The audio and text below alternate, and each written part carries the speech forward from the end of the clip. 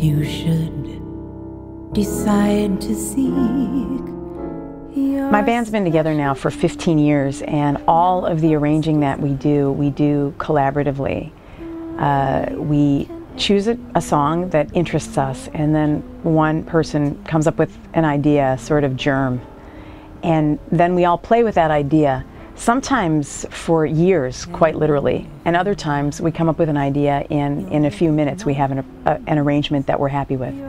But the trust in the band at this point is a pretty special thing, and I'm often asked in a variety of situations who are the musicians that have influenced me the most. And there's no question that it's the members of my band that have influenced me the most. I listen to them play more than anyone else.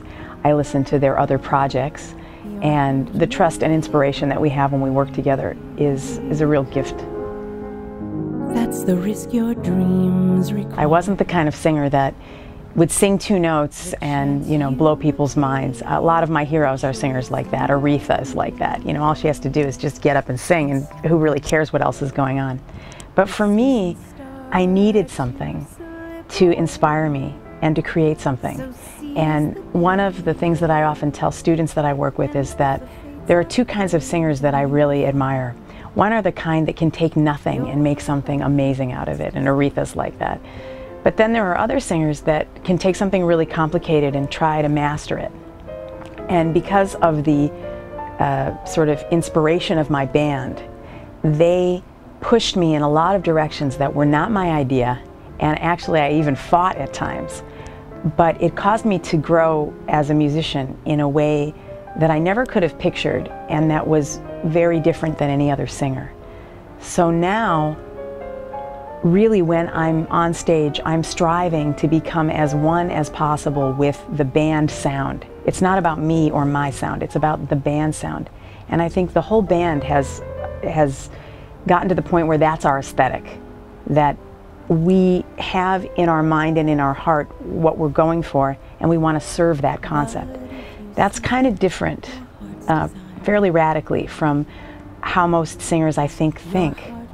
And for me, it's the only way I can approach music now.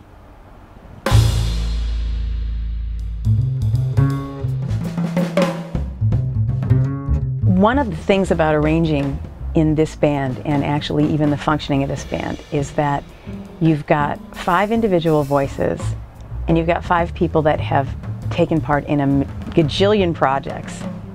And this is a very important project to everybody. We're incorporated, we're partners, they travel with me, we do all the road work together. And so when we go about doing a Tierney Sutton Band record, we really sit down and say, anything that's been done before is unacceptable. Anything that's been done by us before or by anyone else before. And that makes things a little tricky, you can imagine. It takes us a while to find our way with certain material. Sometimes we just find a song. On this album there's a song, Long Daddy Green, that's Dave Frischberg and Blossom Dearie. And it's one of the core songs of this record in my mind, because Dave Frischberg writes the most brilliant lyric about the desire to be famous and the desire to be rich. And I think it's just a slam dunk in terms of what I wanted to kind of say about this record, that there's this sort of gnawing desire for us to have something that we don't have when we have so much, when we're so fortunate. And when we presented that song, mostly I'm just singing the song and hoping that the audience can understand every word of that brilliant lyric.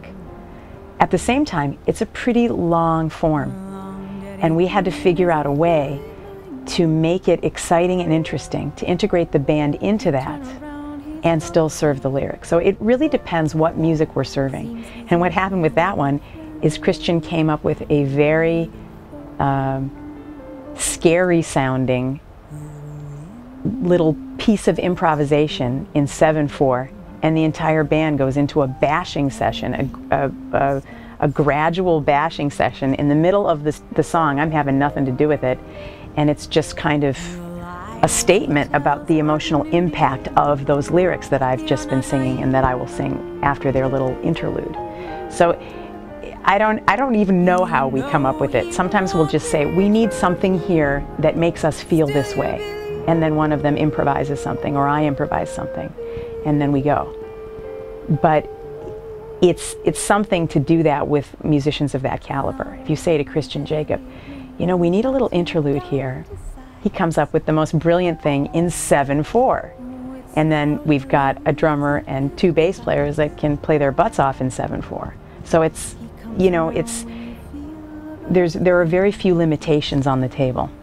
And the limitations on the table aren't even of key. They're not even the normal things that singers ask. This is a song I want to sing. This is the key I want to sing in it. No, no, no, that's off the table. Very frequently, one of the band members will have an idea, and it will necessitate me moving the key, because the core of that idea may be more beautiful in this other key that I got to struggle with. So I think it's a really interesting thing to be in a process where you want to get to the end of the arrangement and everyone feel that they have done their very best work in that context.